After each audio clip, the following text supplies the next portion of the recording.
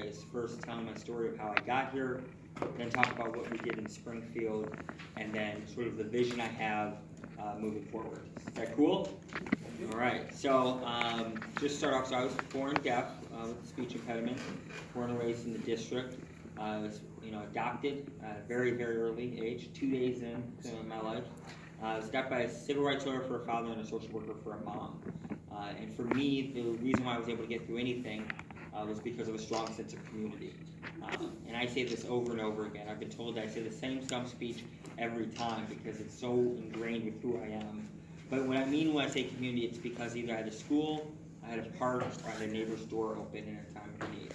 And over the last 30 to 40 years, we have seen disinvestment in our schools, we've seen disinvestment in our parks, and we've seen our neighbors have the doors shut because they don't feel safe, because they don't have the strength to move anymore. We've seen a disinvestment of what community looks like and what it means. So I was 6 years old when I could first start talking, 6 to 8, and I was 6 years old when I could first start hearing, 12 years old when I could first start talking really ably. During that time, I understood what it meant to feel like I could not communicate, like I was encaged in my head. I was trying to tell people things and I could not say it. A lot of people feel that way, whether they can talk or they can hear or not, because they feel like they are not able to express themselves in a world that says that whatever you're doing as an individual, you have to get through on your own. So what that all means is that it's led me to become an organizer. And as an organizer, I worked to increase the minimum wage in suburban Cook County to $13 an hour.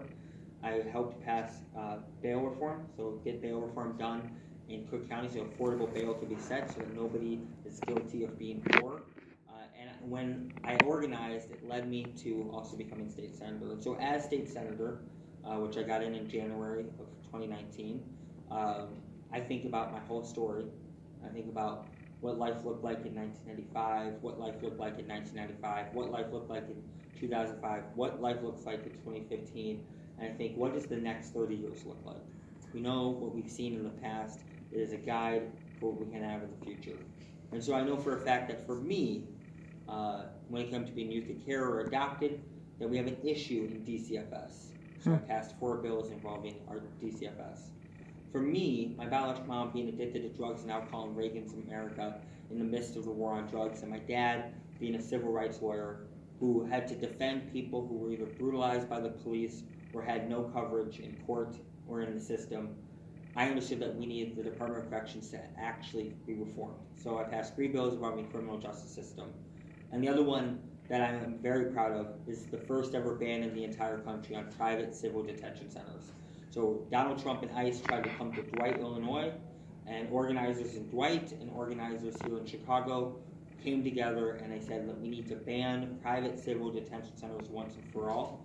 We got that done in Illinois. Now California has decided to follow suit. I'm glad California has, and hopefully we can see this happen in Colorado, in Texas, and in New Mexico. So then I think about, we passed a lot of things. We passed a minimum wage increase. We got a capital bill passed. We're going to hopefully get a progressive income tax done next year so we can have a fair tax system in Illinois. But I think about the larger question of what the next 30 to 40 years looks like. And I think about my life. So I'm 34. In 30 years, I'll be 64, 63. My dad passed away when he was 63. So I always associate my life to that sort of moment of seeing my dad pass away at that age. And I think about what we're faced with. Every climate scientist, 99% of them, says that we have 10 to 12 years to deal with climate change. We hear over and over again that the future is not worth the risk from a lot of people. But I think about the fact of myself, of future kids, of building a world where people don't go through what my mom went through. Building a world that people don't go through what my adopted mom went through. She died with $300,000 of housing debt. Building a world where a youth in care is lifted up and not pushed down and squeezed through the system. Building a world that if you go through the Department of Corrections, that when you come out, you're not alone left at a bus stop. You have the housing that you need, you have a school that you need, and when you drink the water, you feel like it's safe. When you walk down the street, you have a grocery store right there. Building that world that a few people in certain parts of the city have that everyone should enjoy. And so that's sort of my vision. So when I go to Springfield next year, my hope is to, again, look at DCFS and looking at youth and care and how we can make changes to that so our most vulnerable population are taken care of.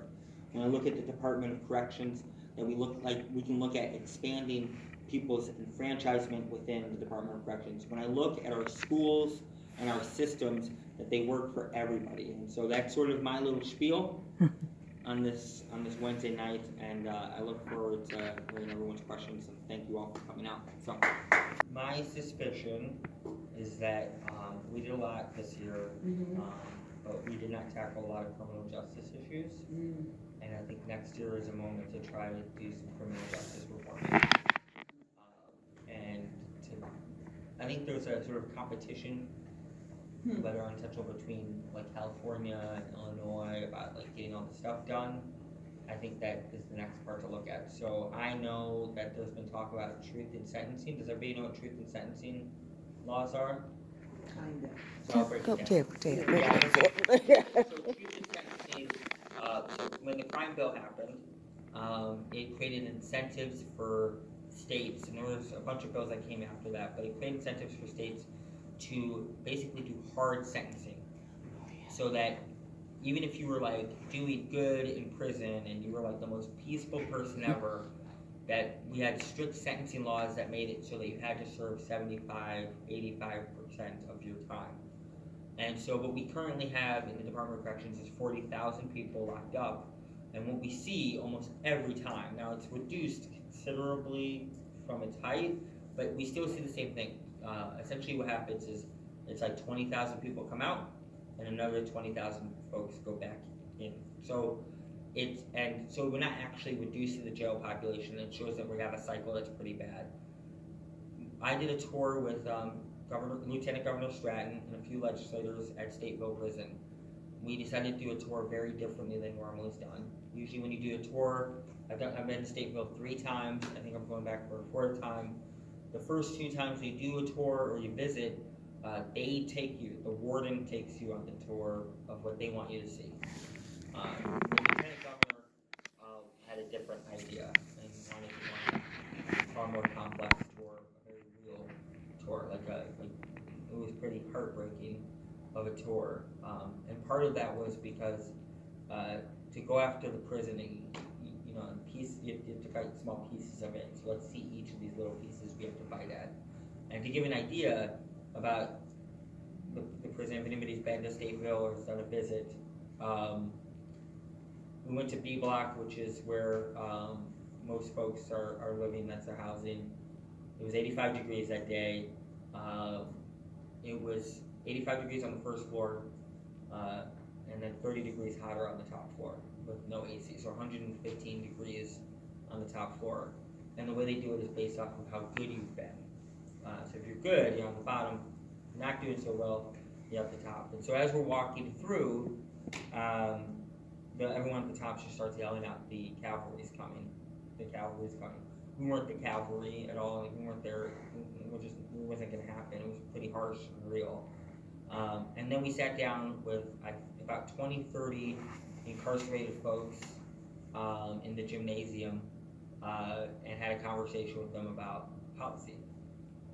And you hear folks, they've been 20, 30 years, and they weren't going to get out anytime soon, but they've gotten a degree, or they're doing some education. Some of those folks know better policy than a lot of people who are in political positions, right? They knew it. They recognized me from seeing my face on TV and all that stuff. Breaking down truth in sentencing means if someone was there for 20 years right now, they'd be out. They would have they'd be out. They wouldn't need to be locked up, and I think that's a thing we could be looking at next year. I know that I guess I should talk about myself and not what I'm expecting the Lieutenant Governor to be doing, and we're pushing the Lieutenant Governor to do. Myself, I am trying to figure out a few things. We legalized cannabis, but I want specific data tracking, specifically around incarceration, and that's because I think the risk is that I don't want to repeat the war on drugs as we're legalizing an element of the war on drugs. That doesn't actually do anything to keep people safe.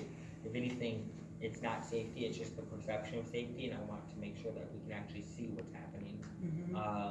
I am trying to figure out abolishing bail, and a walk in any room and I'll say it. Some people don't like it, but we've allowed elements to attack bail as if we're going to let out a bunch of horrible people. Right. But in all honesty, actually, from data, we're talking about in the 90s, people have come back. The only reason why most people don't come back is because they don't have a bus card, or they don't have housing, or they don't have support. So I think we need to abolish bail because A, it's technically unconstitutional, but that's a broader fight involving the Supreme Court that has to be friendly to the issue. And the second part is that when you go to jail, which is different than prison, you're not guilty of anything actually. You haven't committed it. But you haven't actually you've been accused, you haven't been sentenced to a crime. So the only thing you're guilty of when you go to Cook County Jail is being poor. So if person A has $1 million and they were accused of something bad, and person B has $30,000 and they were accused of something bad, we still have a system where person A only needs to pay maybe $10,000 and they'll get out on a bond. Person B has to pay $10,000, and the difference is staggering, right? The difference in the cost is staggering. So it actually is doing nothing to keep anybody safe. It just says that you're poor, and that needs to go. So that's something I'm trying to look at. And the other one is electronic monitoring after you've already served your time. So people go to the Department of Corrections, they get out, they get what's called mandatory supervised release. So people are overlooking them, looking after them. And what we also put on folks is electronic monitoring, which locks them in a room. Sometimes the room that causes the problem that they're going through. Right? If you're essentially incarcerated in your own home, you already served say 20 or 15 or 30 years in prison. Now we've decided just because we're worried to put you on EM, and then of course that causes a trigger that can cause you to go back into to prison. So I think I answered your question. You have a second question? Yes. I'm long-winded. I just want you all know. I'm father. I say a lot. I say it fast, and if it's like too much, you need me to slow down. You just say, Robert, chill out. Chill out. And then I'll get out of the way and let someone else ask the question. But this is more higher ed related, because when in looking, at your record, there's a lot of things that show that we're going to put the building blocks in place for kids to be successful. But then there's always that barrier of affordability or, access to the quality public education to be able to get into higher ed. And then, of course, not everyone should go to college, and that's okay, because trades are honorable, and sometimes a plumber makes more than the person sitting behind the desk. So true. So let's be real about this. Right? But just in thinking in general about what state government can do about affordability, and this is an off-the-cuff question, but what do you think state government could do about affordability, given that in recent years, under Rauner, colleges weren't getting funded and tuitions were going up? Is that a conversation just in general people are having at the legislature in Springfield? I don't think that's necessarily a conversation that generally happen about college. There was some MAP grants and the expansion of MAP grants and the RISE Act. Right. But there's I'm stuck always between this tension about this that I'll just say is the dream scenario is tuition free college to have affordability. New Mexico, I think, just did this. Oh, wow. Parts of New York do this. This is like things that are done. That's the dream scenario. That's like the super progressive scenario. I think right now, before we even can get to that, I think it's crucial that we first get a fair tax system so that we can change how we do the budget, so we can address things more fairly. Right. I'm sure there are folks, you work in the education, higher education field, but you're talking, I think, more about public. More about public, because I'm in a private institution. Yeah, so. but I think there are folks who might have some ideas that I'm down to talk to them about. Awesome. But sometimes I'm like, well, why can't we get tuition free? But let's just get the fair tax, Let's just have a tax system where, I'm not paying the same rate as Kim Griffin, that's what I think. So, Does that answer the Yeah, question? yeah, it does. It seems like it's, yeah, because this was a broad question, like just is it on the radar down there? So in certain ways it is. There's some organizations. Sorry. Keep going. No, go ahead. There's some organizations. Hi. Hi, Sandra. How are you doing? I'm sitting in the front row. It's, you know. I feel like Always sit at the front of the class. Yeah. That's true. But there's some organizations that are working on that, sort of figuring out how to deal with tuition and college and college affordability. So I know there's some student action groups that do that. So if you care about that, but Well, you've been supportive of us, so Yes, you definitely. support higher ed, so thank you. Do you want to speak on that? Oh, sure. So, my name is Cheryl Russell, actually, and I work at the School of the Art Institute of Chicago. And if you think about the Art Institute of Chicago on Michigan Avenue with the Lions, right? So it's actually one organization with two wings. There's the museum wing and the school wing. And so I'm on the school side. And so, we started having conversations in Springfield about getting additional resources to support some of the programming at our school that is very Chicago specific. We work at Diet and Kenwood and serve students and work with public schools actually throughout the city.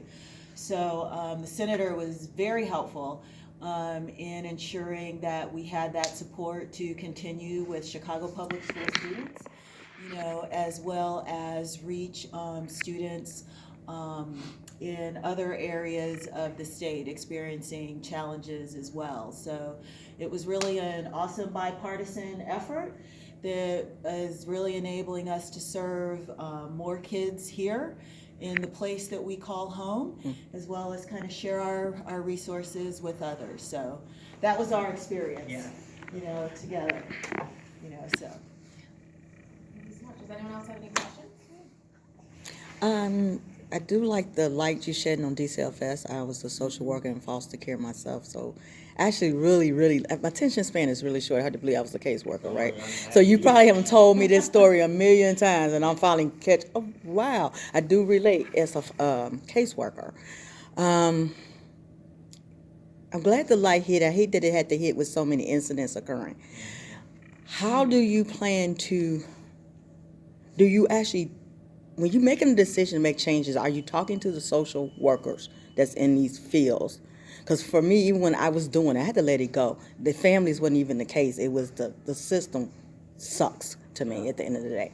And it was so much of double stuff. It was so much of paperwork. It was so many grants here to do this that I felt like the family got so lost in it, and the caseworker got overloaded with this. And so how do you understand? It's like the problem really is at the top, but the people who get slapped is the caseworkers, and they don't know it's a whole system behind a family. Yeah. You know, lawyers, all kinds of things that should be doing a check balance and help supporting each other. Is not the case. It all seemed to fall on those caseworkers and the supervisors. Yeah. How do you plan to kick that out? How any input from even the social workers have been able to help? Yeah. So we can focus on the family more. I went into the job to focus on the family, not to become like an accountant or something, or like a lawyer in that way. Yeah. But that's what it turns into. Yeah. And that was very overwhelming. Like I said, the families I respect, they was going through it. That's why I was there, to help them. Right? But they get lost with all the paperwork, the grants, trying to reach and satisfy everybody else's need but the family. Yeah. So I'll say this. Every bill I passed with DCFS was with the National Association of Social Workers. Okay. And then working with foster care alumni directly. And the other part is, I tend to, you know, there's agency side and there's social worker side. I think, to me, I tend to talk to the social workers directly. I also talk to foster moms, because I think oftentimes we are like vilifying the foster mom. Like there's actually some good foster moms. They are out there. wonderful, actually. I was blessed with great foster parents. Yeah. You know, And I won't say the name Mm-hmm. of a friend of mine and the case specifically, but she came to meet with me to talk to me about an issue involving private guardianship. Mm-hmm. And how the oversight is not necessarily there because the social worker was then out of the space once private guardianship happened.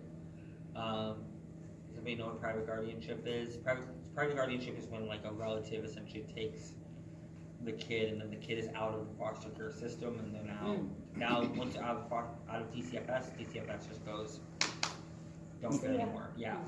Right. Which is causing a lot of problems because a good example of that is you could take a kid from a mom who's struggling, who needs help, put her with like a grandmother, and then 3 years later the mom comes right back into the home of the grandmother, but DCFS didn't track it, and therefore you just don't even know that's happening.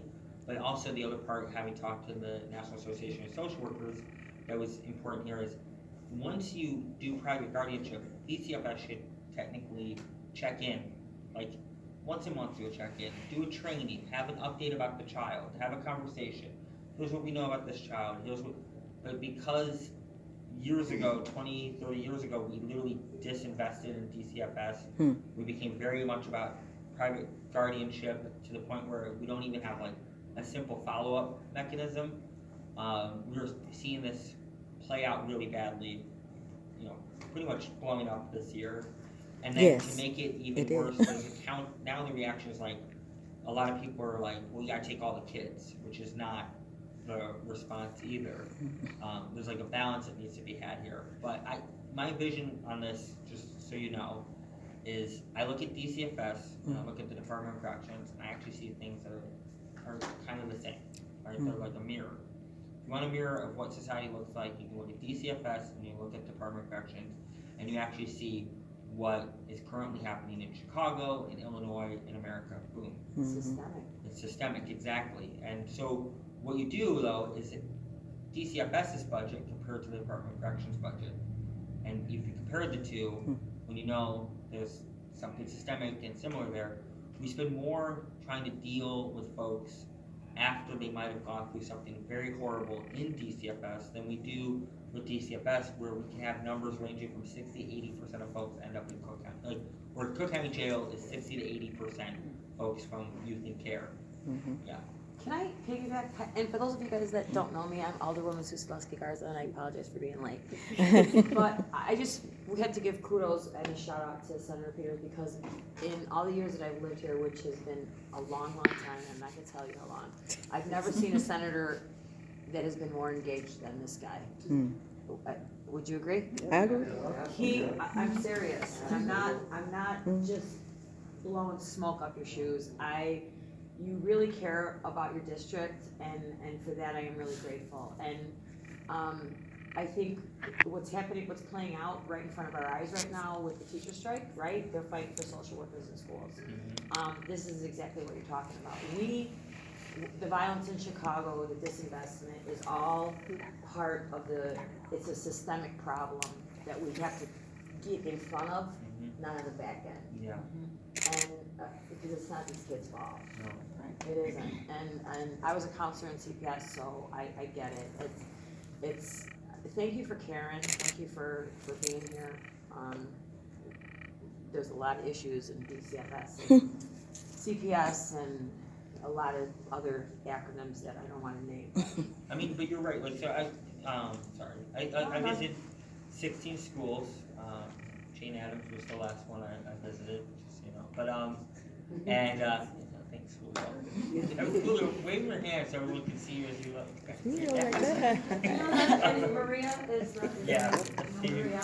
So I'll say this: the 16 schools, and in each one of the public schools, I asked basically the same question: how many resource officers? So how many cops do you have? And they'll say 6 to 10. I'll say, oh wow. Please, how many social workers do you have? And they would say 1, 2 hours on a Wednesday. And I would say, okay, so you're 7 years old. You've seen the area around you disinvested. You're going through a lot of emotional changes at 7 years old. And you just heard my story. I was still partially deaf, really kind of figuring out my life. So the first person, when you're acting up in a classroom where there's 40 kids and 1 teacher, and you're acting up, and the teacher's got to worry about 39 other students at the same time, and the first person that might deal with that kid is a police officer. Mhm. Essentially you've now baked into the 7-year-old's life that the first interaction they're gonna have is someone who deals with correcting their behavior pretty aggressively. When instead, when I visited lab school, the University of Chicago High School, where it costs $30,000 a semester for a student, so $60,000 in a year. That's grammar school. That's grammar school.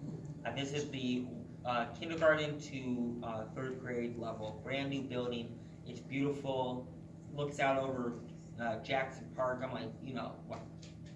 The creme de la creme of school.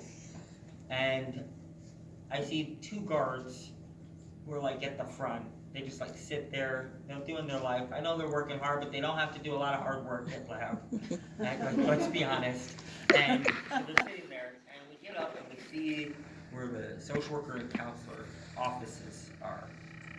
It's like this. It looks like a health center. Like the kids can go there. So that's happening.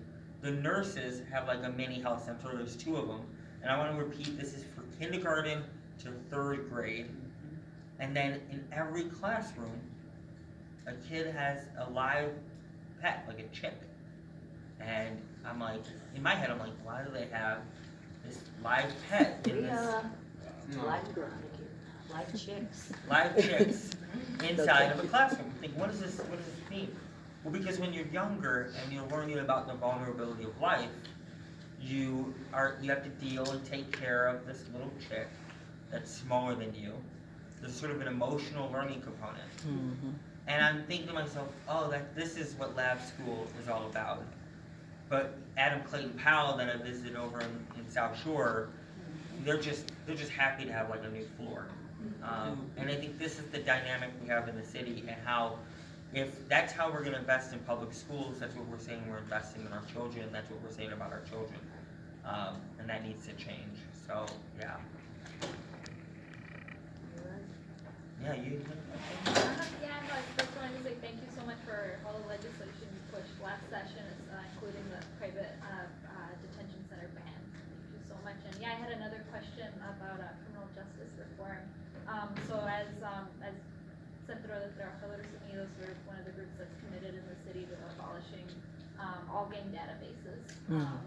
And so we won that fight at the Cook County level, that continues in Chicago, but at the state level, I know you had helped introduce a bill last term that unfortunately died, but was trying to do something about super racist, discriminatory practice of having these enormous databases that in reality don't mean anything. So I wanted to ask what you think the possibilities for bringing that bill back to life the next session are, what you're hearing in Springfield, and yeah, what do you think the future could be for that? Yeah. Oh, wow. Okay, so I'm going to break this down in like multiple parts. Is that cool? Yeah. The first part is, so there was a bill in Springfield by Senator Van Pelt Watkins that I know was not a good bill. That would have codified the gang database, but was supposed to be meant to do well, and then was not too well, and that bill was sort of killed. I don't know about the new bill that was supposed to abolish any gang databases that I would have to look into. I don't remember that actually, but I'm supposed to have a meeting with Ray from OCAD. There's going to be a conversation about what they're looking to do. It's supposed to be maybe next week, maybe. I'll have a better idea after I have that conversation.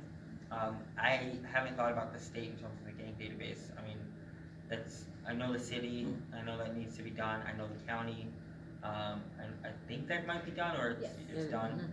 I don't know about the state and its role, but of course I think gang databases are kind of abstract and they're just racist. So I'm down to have that conversation. I know I'm having it with Ray, maybe I'll have it with you or the coalition or something. So yeah. Any other questions? I feel like you're chomping. You have a question? Yeah. Yeah, go for it. So, first of all, thank you for coming out, Yeah. hearing us and talking. I love to talk about politicians. Like So for the past 9 years, I've dedicated my life to the small business community, minority, women-owned, veteran-owned small businesses, and you guys just passed an awesome capital bill. Yeah. The thing about it being so huge, the capital bill, is that it brings an opportunity for pass-throughs, for fronts. What are you gonna do Opportunity for what? You said like you mean fake people to try to set up business to get money? Exactly. Mm. Or like- or just fraud. Women, like women-owned business that really aren't owned by women? Exactly. Ah. Yeah. I mean, that happens all the time, yeah. But, And with this Yeah. huge capital bill, all this money. so, yes, the thing is that they have to go through the governor's office. And this is really complicated because if you make something too extensive, it's not accessible at the same time. But essentially, the governor will review grants. I know for member initiative, so it's my little pot of money I could give. My fear was that it would go to someone who would try to do something shady or whatever. So I basically focused on schools, parks, community centers, anything involving communities, and not something that could be, especially in this political environment, risky.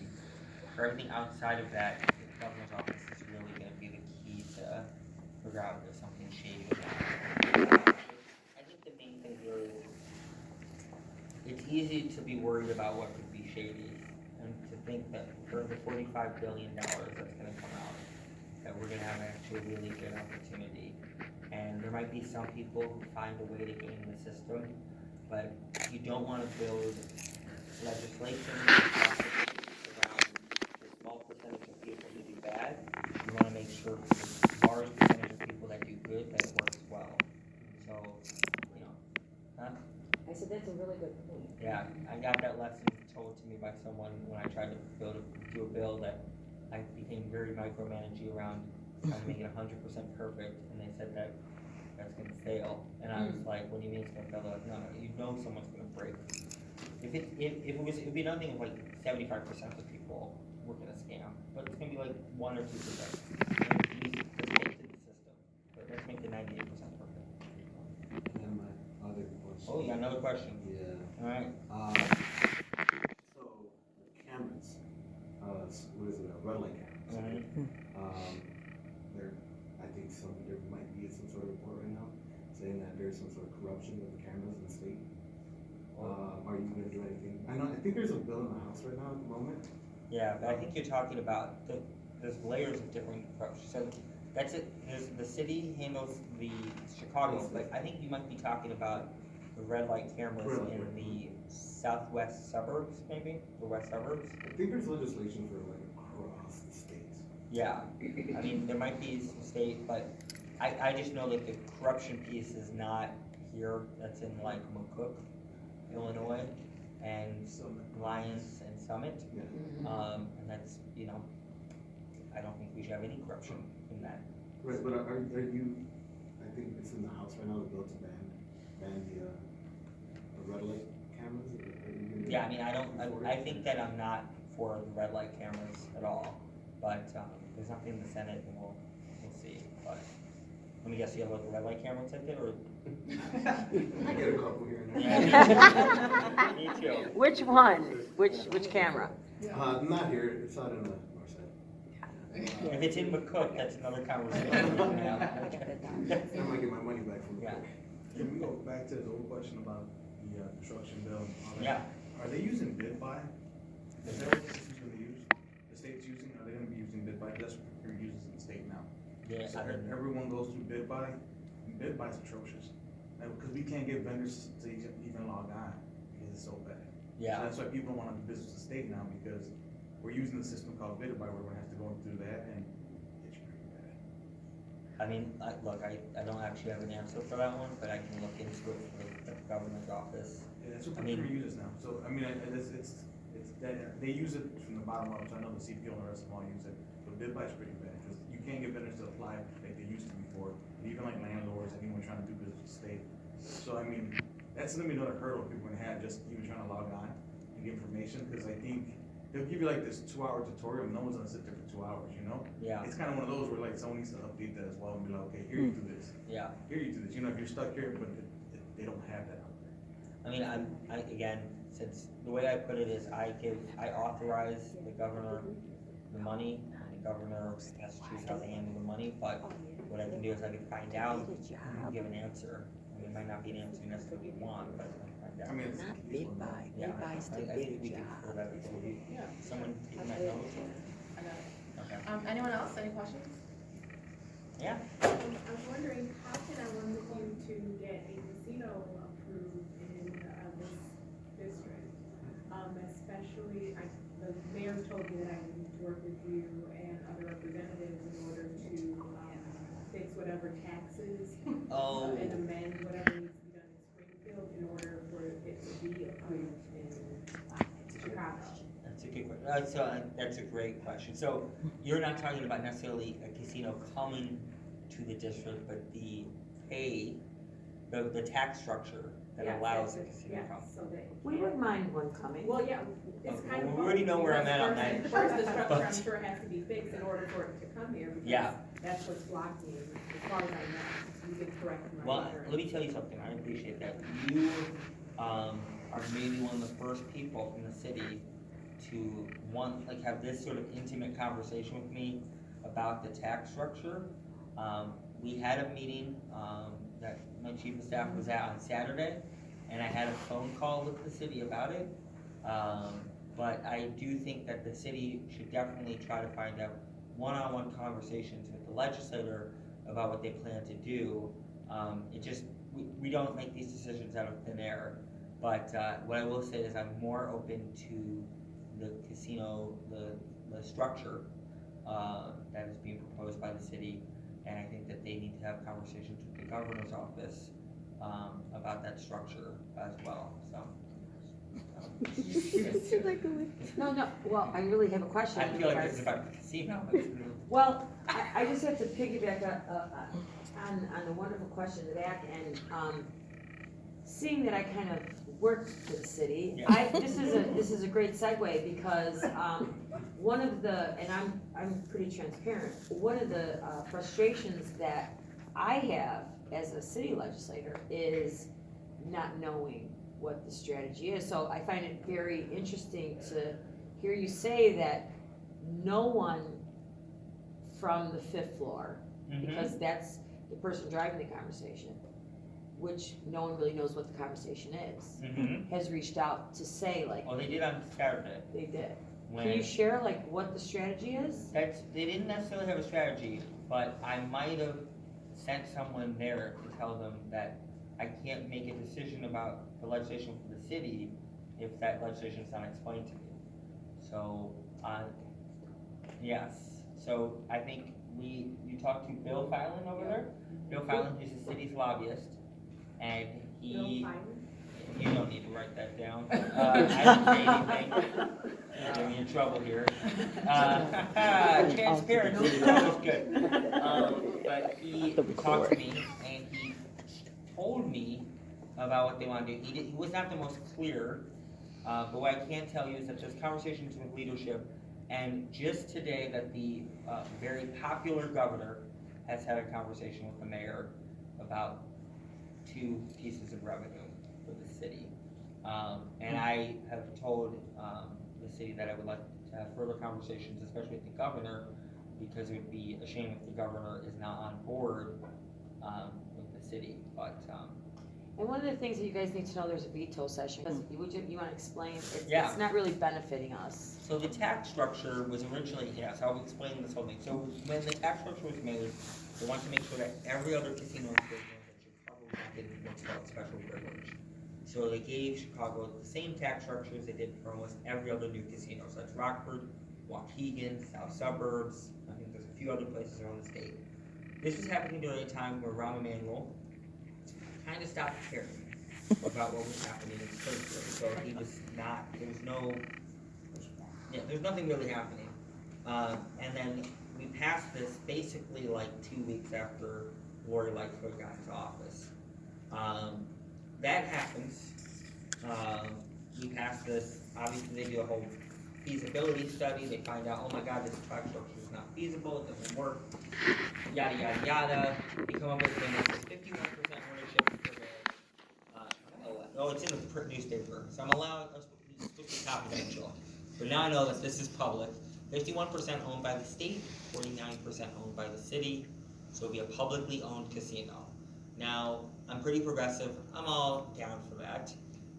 But the main thing is, I am learning a lot about this either in a meeting that happen with a bunch of other people in it, or in the newspaper, which is not the best way to make a decision, because I can't say I had a conversation with the city directly about something that's so important. I will say that I'm more lenient towards this casino thing than I am currently right now with the real estate transfer tax, which is a whole another conversation that we'll have to get to. But also my concern is the only reason why I voted for this casino was because I had a conversation with a particular alderman about the location of where this casino should be, and it turns out that that's not what seems to be going on here, and it might go to an area where the alderman there doesn't want the casino. So, which again, these conversations are not necessarily happening, it seems like this is happening in a silo, but I would say that I'm like leaning towards supporting the 5149 structure, but if the governor's office is not happy that they are sort of late to a party on some of these things, then that's something that the city should figure out with the governor's office. But I have a particular style, which is I don't care if I'm a freshman legislator or not, you should come knock on my door and talk to me about these bills, because I'm not gonna do a blind vote. I demand that a lot of people, I'm not gonna just push a green button. So, yeah, if you wonder why I won't press a no, it's called a present button, it's a yellow button. If I press a present, because I can't blind vote for legislation, that's just not my MO. I wish we had a present button. I mean, you guys have a weird thing. Don't you guys do voice vote? Buttons? No. Voice vote? I could never do a voice vote. I don't care. I'm not gonna lie. Could not do that. Someone's like, we're gonna have to do this bill that does this thing, and I was like, I need a second to think about it.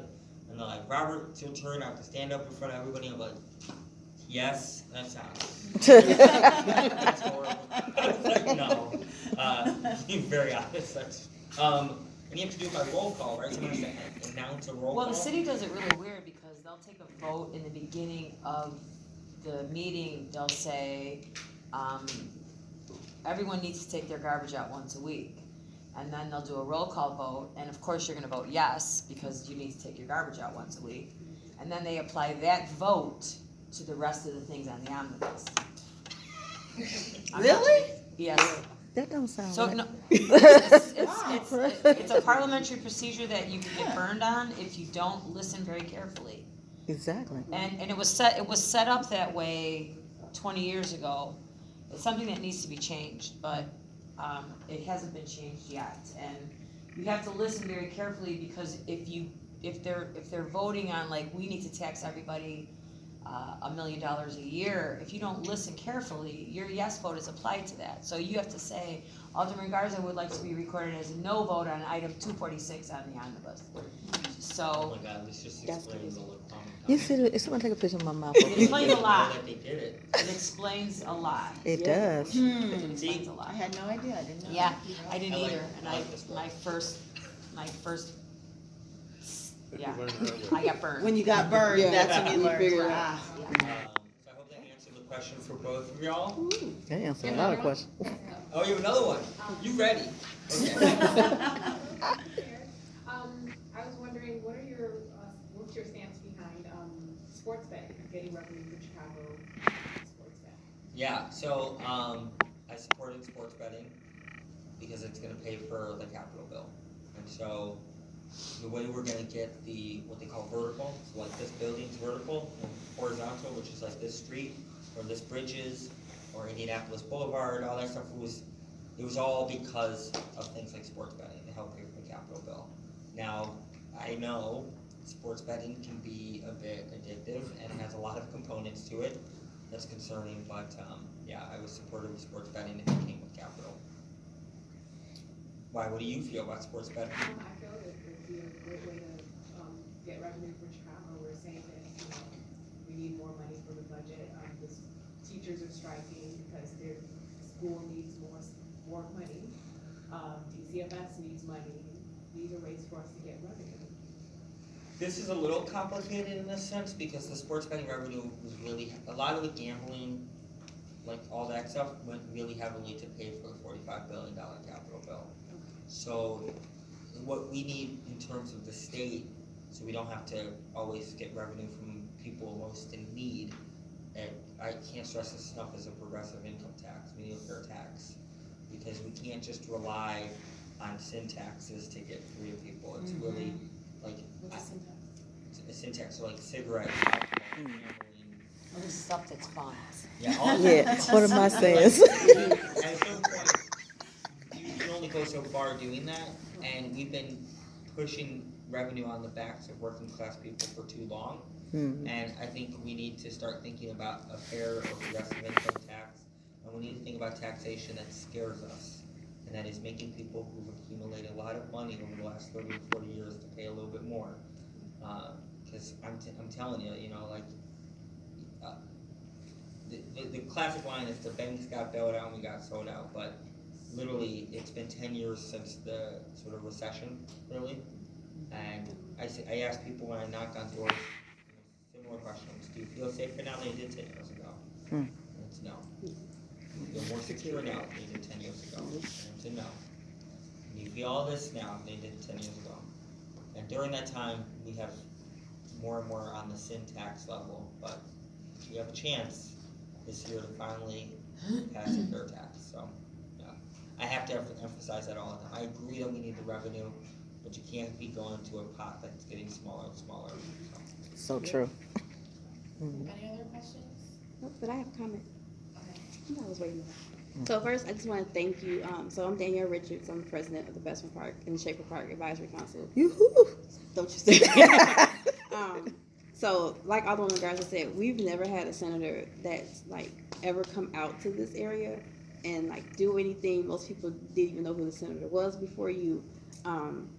But just thank you, because you guys partnered with us for our back to school event, which was amazing. And people were just like shocked. They was like, how did you guys get the funding? I was like, the senator took care of that and his staff took care of it. Like, I had nothing to do with that.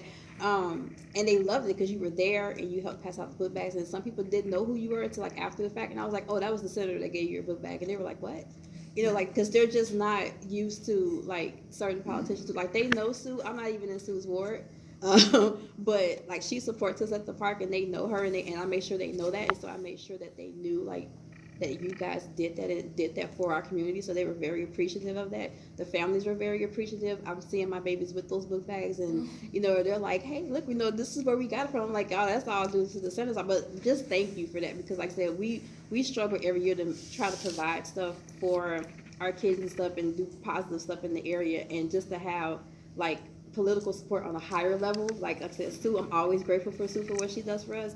But Just like, love her. I know, right? But like, to literally have like a senator, and they're like, you know the senator. I'm like, yes, I know the senator. Like, that's like really awesome because we don't, like, I know pretty much all the politicians that cover my area, but I don't have that relationship like I have with Alderwoman Garza and with Robert. And so it's just like really nice to have somebody that's personable. And we also thank you for coming to Bowen High School when you came and did the tour. Bowen High The manufacturing kids, they loved you. They can't wait for you to come back, because because you knew what you were talking about. So in the trade, yeah.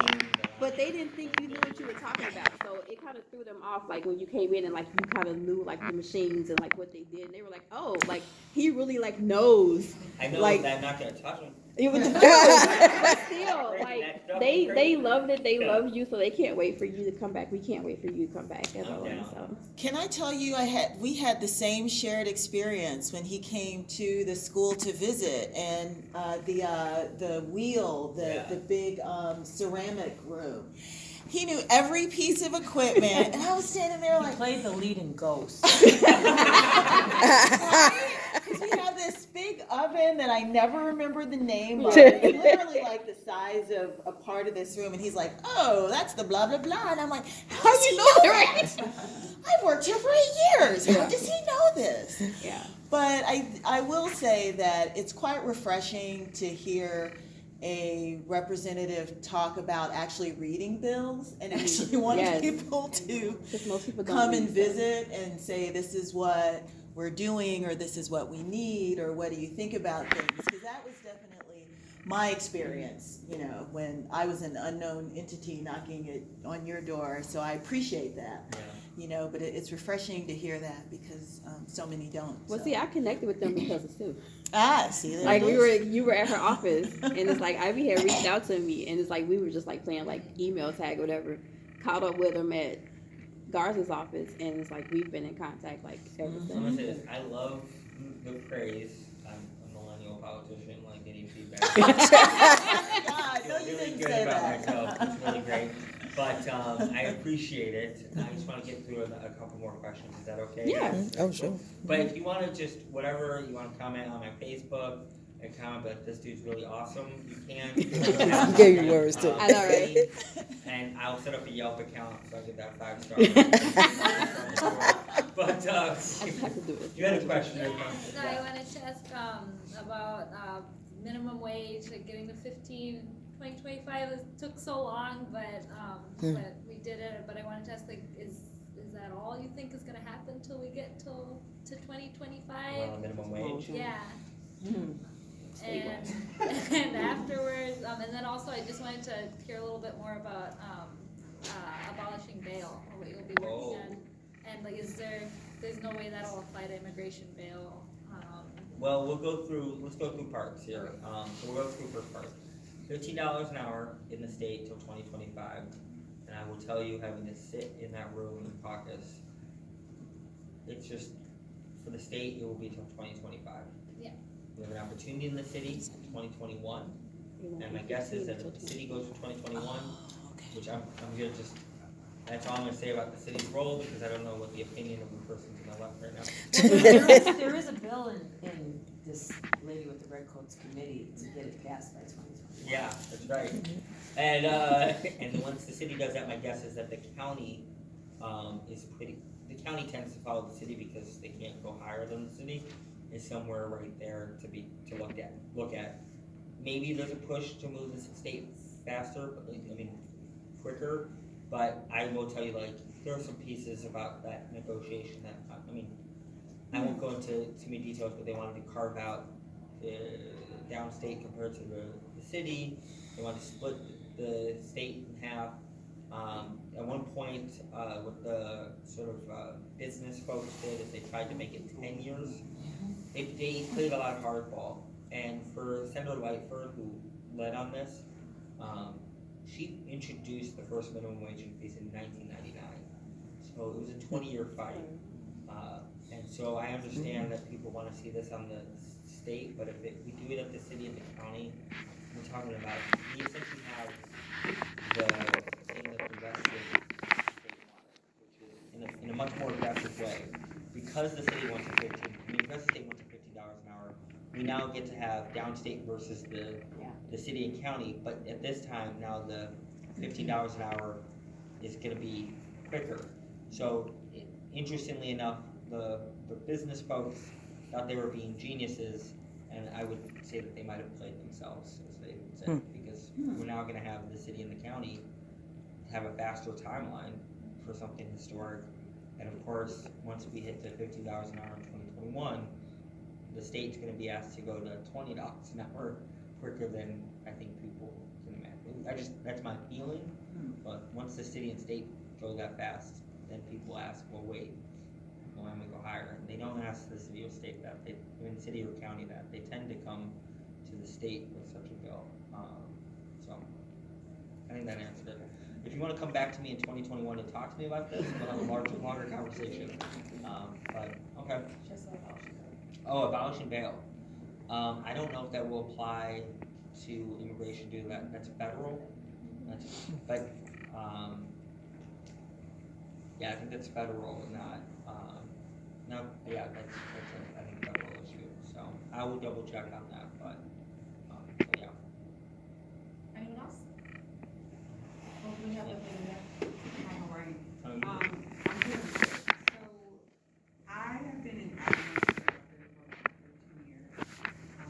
And sometimes, it's supplemental income and sometimes it's my own income. So I was wondering if there was anything that's come across or that has to do with advocating for, increase of wages for adjuncts. Because it is poverty level wages when we break it down. And so, I don't know if it's. Are you an adjunct at a public institution? Yes. So, I mean, there is a bill that is to give adjunct professors, I think, more union rights, if I'm correct. And to negotiate and collectively bargain, and to double check on this. See this, I think it might be Laura Fine, who's the senator in Evanston. I think she's the adjunct bill, I'll double check. I know that's a huge fight, around adjunct professors in the public system. I will double check and see what's going on there. That's totally fair. I mean, I'm gonna say this, even though I'm someone here from an education institution, that the education system, after the recession again, you had a lot of people go back to school, which then meant that's an expanded workforce that you don't necessarily need to pay as much, and sort of the path to ever having a tenured professor became smaller and smaller because of the expanded workforce due to the expanded amount of people going back into the education system. So that's, of course, like, you know, the chickens come home to roost situation. So you have more people go back to college, or more people do the adjunct professors, and at some point they're gonna be like, wait, I shouldn't be getting screwed or having to compete with so many people in terms of the workforce. Like the Uberification of education, so that should be dealt with. Yes, sir? What do you think? Yeah, no, No? no. Pension reform, no. Maybe we'll talk about consolidating fire and police, but, yeah. Like consolidate all inside 1 and 2? Like, No, or you mean tier 1 and tier 2? No, just like, cause I know all the downstate ones have their own pension systems. Yeah. About actually can just combine inside 1 or 2 bigger pension So systems. the fire and the police consolidation, which is not gonna impact someone's pension, but will get rid of financial managers that are managing multiple accounts. It's important for me to say that 800 times over, because I'm not trying to hurt someone's pension, but actually get people who should not be managing these pension funds and making a bunch of money off of them out of the system. Fire and police in downstate or in the exurbs have separate accounts, and that they can be consolidated. It does not impact those folks' pensions, but it does mean that financial managers who make money off those pensions have less money to play around with. And I'm not in the business of protecting the financial manager, I'm in the business of protecting the worker and their pension. So that is something I'm willing to look at, in terms of pension reform, as a state overall. You know, there are rights that are protected, and they're not gonna be touched. I think there's a whole lot of conversations around financialization in terms of pensions, but again, there are a lot of people who have a lot of money. I think Ken Griffin has $16.3 billion, and we seem to have an easier time to have a conversation about folks who are trying to live off their pension or their fixed income than we do about someone who went from, I think, 10 years ago having $4 billion to now at $16 billion. I mean, he has enough money to send all our kids to college.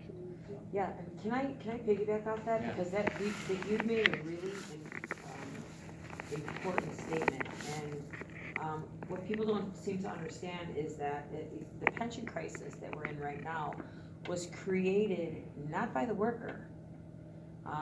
Let's just take the teachers, for instance, right? People say, oh my God, these teachers, they have a pension. The average teacher's pension is about $48,000 a year, right? And that's with a master's degree working 35 years. I'm gonna use myself as an example. For 23 years, I made my pension payment every single month. Mayor Daley never told me he took a 15-year hiatus on a pension payment. He didn't pay the bill for 15 years. Now, if I don't pay my house payment for 15 years, my house is gonna be taken away. You know, no one told us that they were doing that, and that's the reason that Chicago's in the position that we're in now, is because they skipped 15 years of paying pension payments in municipal funds. So did the state borrowed from our pension and never paid us back, so I mean. Well, and did they ask us if they could do that? Of course not. No. I mean, the legislators did.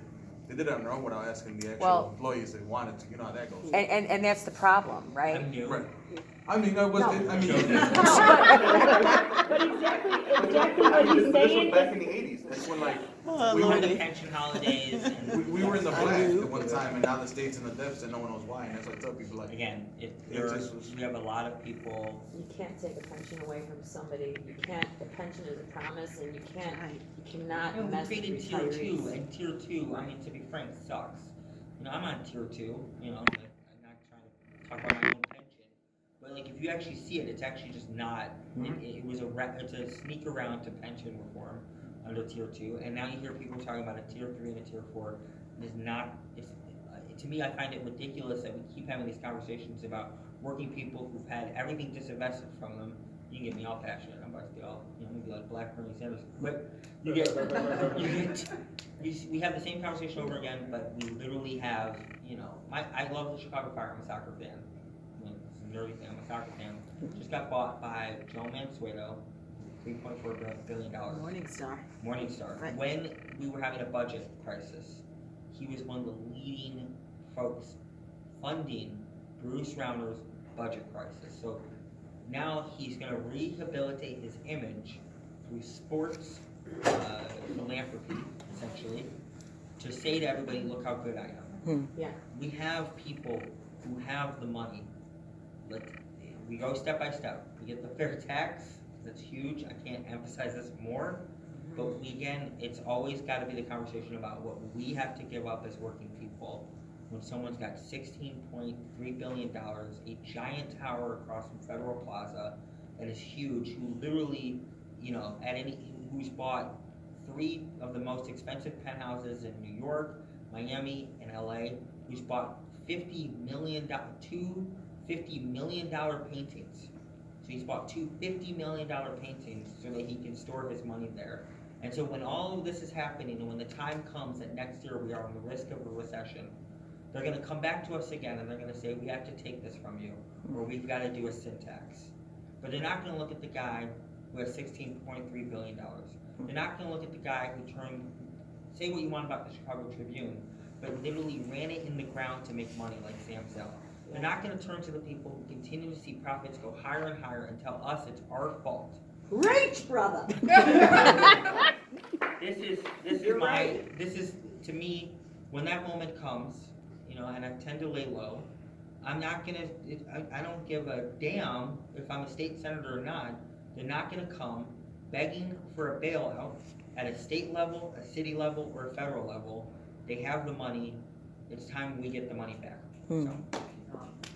And on that note, Drop the mic. Right. So we Drop just the want to mic. thank everyone for coming. I want to let you guys know that we now have like a mobile office hours in the area, which is awesome.